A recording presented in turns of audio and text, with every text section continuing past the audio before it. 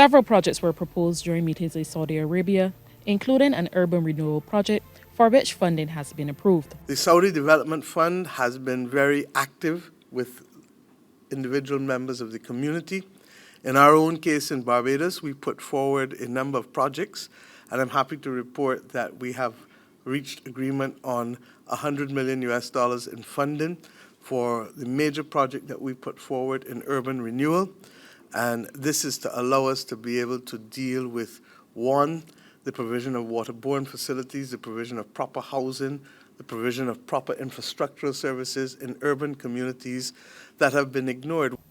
Barbadian officials are also awaiting word on a $50 million project aimed at upgrading the healthcare sector, including its 9 aging polyclinics. There are 2 of them that actually probably need to be rebuilt on the advice of the Ministry of Health. That's the Reanne Phillips Polyclinic, which serves an extremely wide catchment area in the south of the island in Oistins.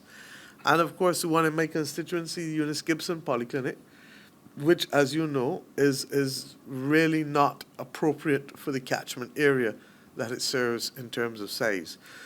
We have a good set of areas at the Morris Bayer one, but that probably can do with an additional building in order to better be able to serve the needs of the north. We are confident that we will raise the funds in the next few months. We're in discussions now, as I said, with the Saudis and other members of the Gulf states for the financing of that.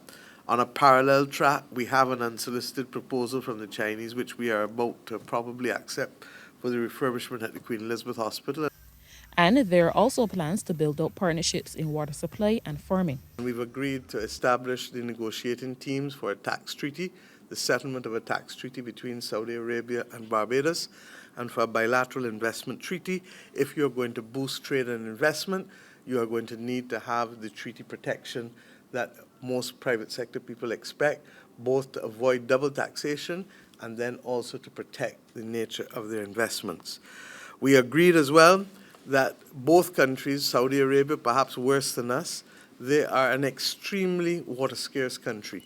We are in the top 15, and therefore they have perfected the model of how to desalinate water, both at the technical level and the commercial level, and we expect, therefore, cooperation between the Barbados Water Authority and the Kingdom with respect to that.